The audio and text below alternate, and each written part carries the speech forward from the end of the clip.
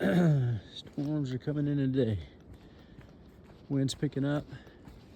I'm backtracking about a tenth of a mile down the trail to Slaughter Creek from the camp I stayed at last night.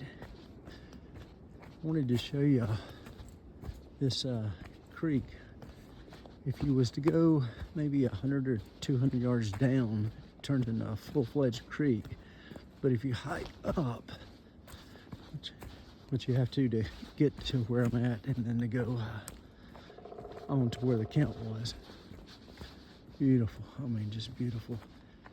The creek literally starts coming right out of the mountain. Now, yesterday on the way up, there's a lot of mountain line. Let me see. Over here.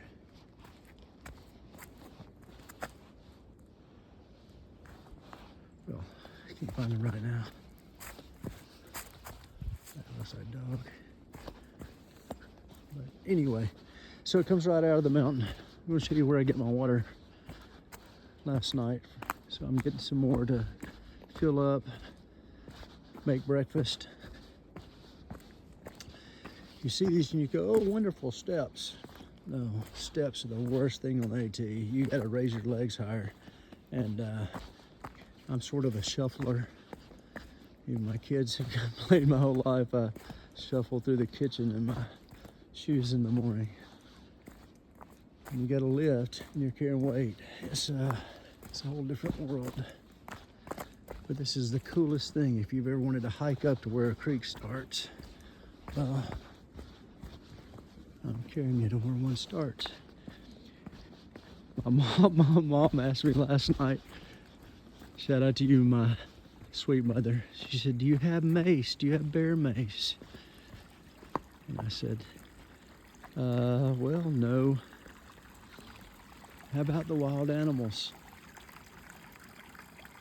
Well, I'm more worried about the people actually than the wild animals. And I'm not really worried about any of it. But if you think about it, when I was down at the hostel, they said nobody stays on Blood Mountain, especially in the winter, especially during this time of the year.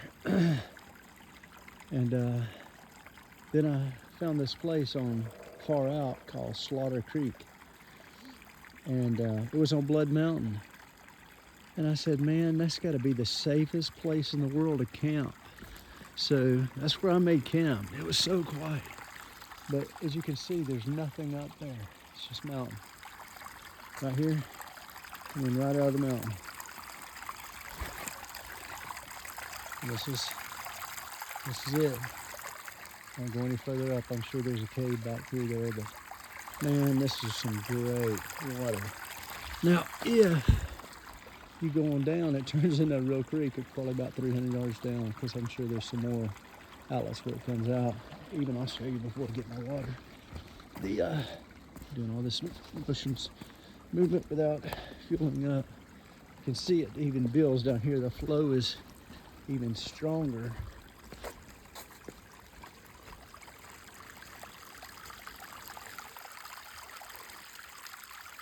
Over here, and it just builds and it builds. But I get it closest to the source as I can, and usually can't do that anywhere else. And these are those stairs that are absolutely heck when you're carrying weight, and it goes straight up.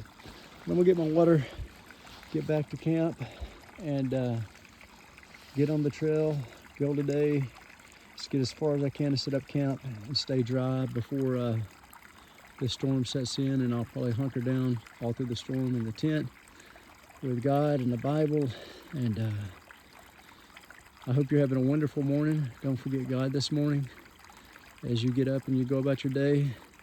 The Bible says in Him we have our life, in Him we have our breath, in Him we have our being. So understand that there's nothing without God, and you're empty without Him. You run low in fuel, and that's what I'm doing for the physical body this morning. I'm fueling up with fuel. For the spiritual body is the same. We have to fuel up every day in the Word, pray, or else we're going to be weak. We're going to pick up that weight, and we're going to become men and women that we're not designed to be. We are the people of God, and there should be a difference. I love each and every one of you. And thank you, family, and to my future grandkids that get to see this that are not even born yet. This is an adventure of a lifetime and a lot to be learned. I love you all. See you in a bit down the trail. Go with God.